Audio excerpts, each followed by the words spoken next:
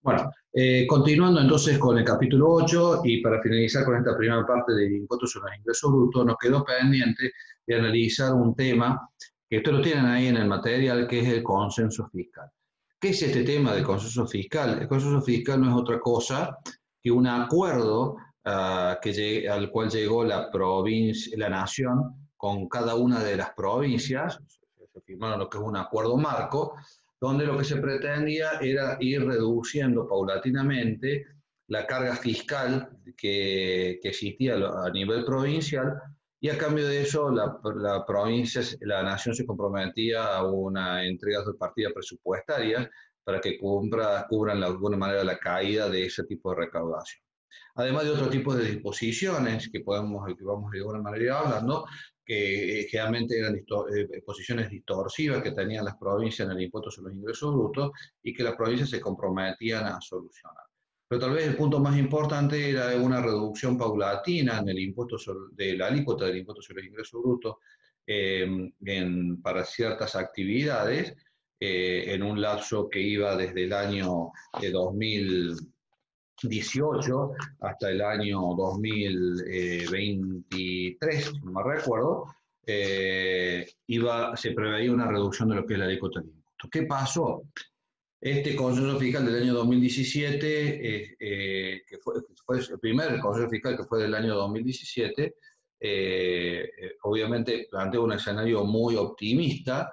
La realidad es que Argentina en el año 2018 la situación económica fue bastante complicada, más complicada aún en el año 2019. Esto llevó entonces a que se fueran firmando en el año 2018 y después en el año 2019 consensos fiscales nuevos, que lo que hacían fue ir modificando el consenso fiscal del año 2017. ¿Y qué es lo que hacían básicamente? Diferir la aplicación de los compromisos que iban asumiendo las provincias en cada uno de los años. ¿Tá? Entonces, esto fue el porqué de que tenemos el consenso fiscal, y después tenemos otro de 2017, tenemos otro consenso fiscal del 2018 y después tenemos otro consenso fiscal lo que es en el año 2019 respectivamente. ¿Tá? Vamos a hablar un poco de este tipo de situaciones que han venido ocurriendo. ¿Qué pasó con el consenso fiscal? El consenso fiscal, como les decía, es un acuerdo que celebraron todas las provincias, excepto San Luis. San Luis no firmó el consenso fiscal, con lo cual las disposiciones del consenso no son aplicables para esa provincia. Para el resto de las provincias sí. Eso implicaba que para tener fuerza de ley debería ser aprobado por tanto la nación como las provincias. Y generaba la aprobación de cada una de las provincias, generaba la obligación, la aplicación del consenso para cada una de las provincias a medida que iban aprobando, digamos, adhiriéndose al consenso fiscal de cada una de las provincias. Es decir, no hacía falta que todas las provincias adhirieran de un solo momento para que se aplique el consenso, sino que se iba aplicando el consenso a medida que se iban adhiriendo cada una de las provincias. La Nación aprobó el consenso fiscal el 16 de noviembre del año 2017 a través de la ley 27.429, y Córdoba adhirió a ese consenso fiscal a través de la ley 10.510 del 26 de diciembre del año 2017. La vigencia de ese consenso fiscal era a partir del 1 de enero del 2018, básicamente, con lo cual prácticamente entró en vigencia en la provincia de Córdoba a partir de lo que es ese momento, sin lugar a dudas. ¿Tá? Sin embargo, les decía que ese consenso fiscal, la realidad del 2018 Argentina no fue muy buena, lo cual obligó que se firmara un nuevo consenso fiscal el 13 de septiembre del 2018, que fue aprobado por la Nación a través de la ley 27.469, el 4 de diciembre del 2018, y a la cual la provincia de Córdoba adhirió a través de la ley 10.591, el 26 de diciembre del año 2018, exactamente un año después de la adhesión al consenso original. En ese consenso del 13 de diciembre del 2018, ¿qué es lo que se hizo? Básicamente es diferir la reducción de la alícuota del impuesto de sellos para el año 2019. Es decir, ya en el año 2019 debíamos aplicar una reducción de la alícuota del impuesto de sello que tendía para muchos casos a desaparecer con el lapso del tiempo. Bueno, se postergó el inicio de la aplicación de esa reducción de alícuota, que era a partir del 1 de enero del 2019, al 1 de enero del 2020. ¿tá? Eso es básicamente, o sea, el impuesto sobre el ingreso bruto no tocó absolutamente nada.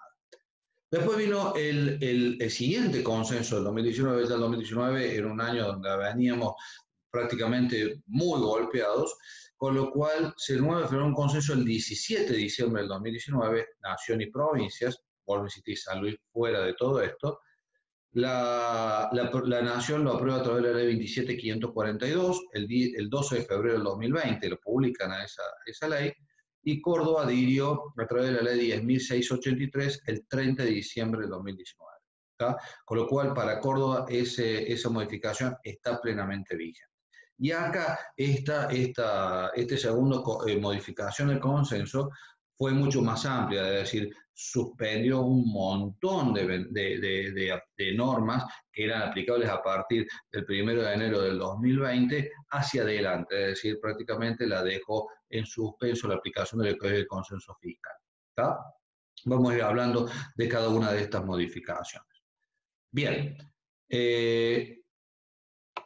respecto al impuesto sobre los ingresos brutos, ¿cuáles eran las modificaciones que traía aparejado el compromiso que asumían de alguna manera las provincias, y entre ellos Córdoba? Uno era eliminar inmediatamente los tratamientos diferenciales según el lugar de radicación. Y esto tenía que ver con lo que estaba pasando con la actividad industrial que recién les comentaba, ¿no? Y en los videos pasados les decía que si la actividad industrial, el establecimiento industrial estaba en la provincia de Córdoba, la alícuota era del 0,5%, pero si el establecimiento industrial estaba en otra provincia, la alícuota era del 4,75%. Entonces, claro, ese tratamiento diferencial en función del lugar de radicación de la actividad, ¿sí? El compromiso de la provincia era de eliminarlo.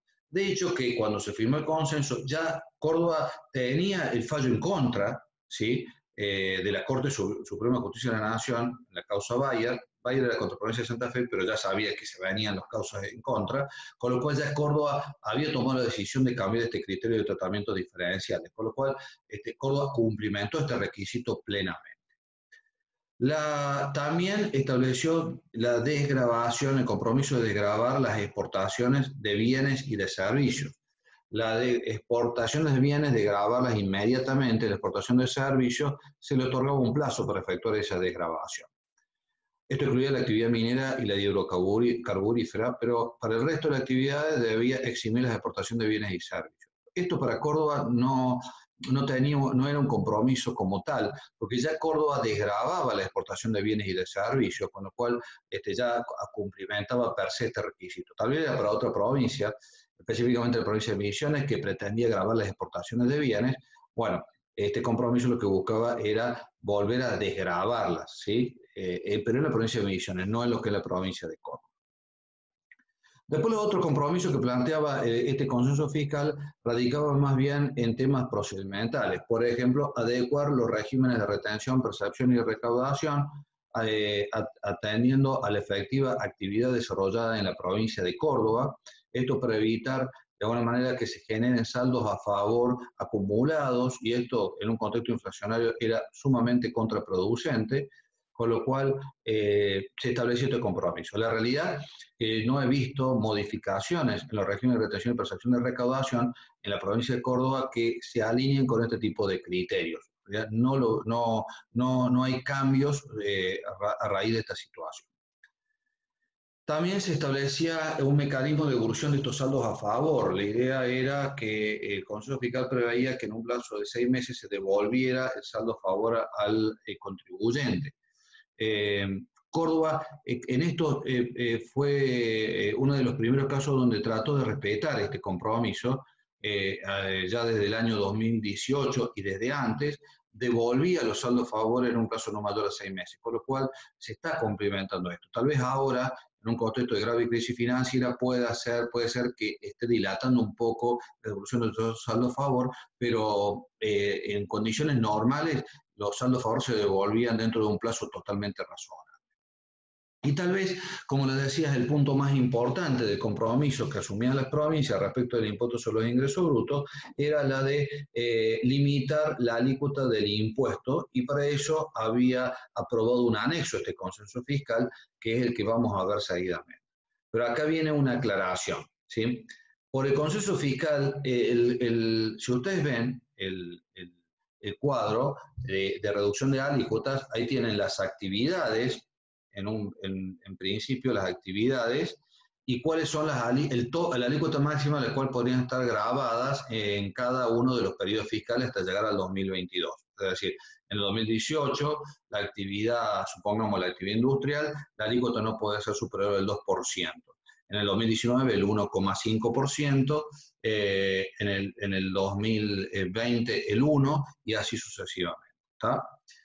¿Qué hace el consenso fiscal el 17 de diciembre del 2019, el que se firmó ahora a fin de año?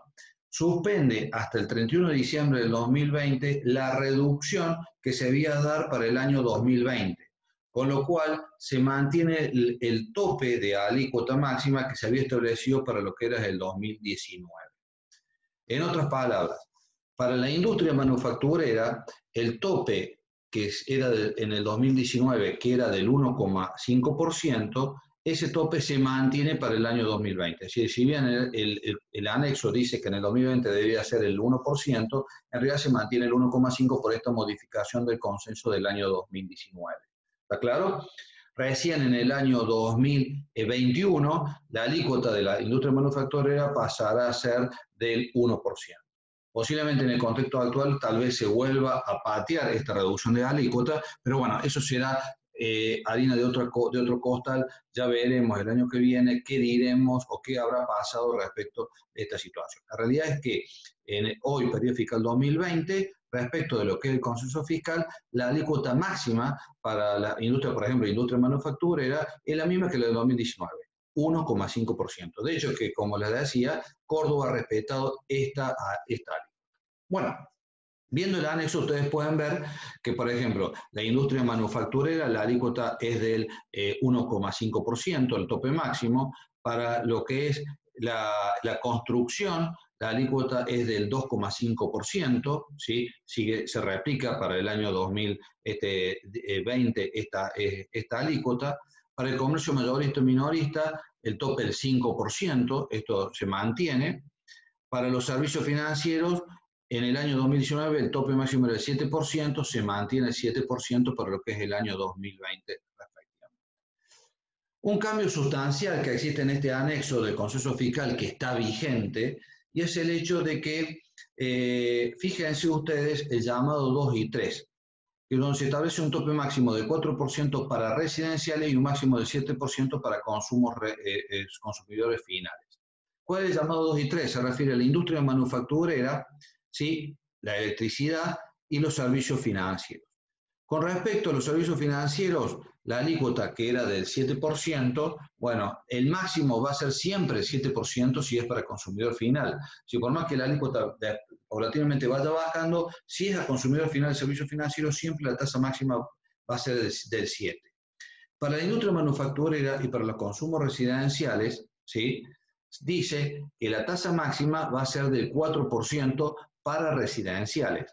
¿Tá? Es decir, que si por ejemplo la alícuota para la electricidad y gas es del 3,75% en el 2019, si es el consumo residencial, el tope de tasa máxima no va a ser el 3,75%, sino va a ser el 4%. Y eso se mantiene para el año 2020. Ahora fíjense ustedes que habla de industria manufacturera y electricidad y remite al tope máximo es para residenciales.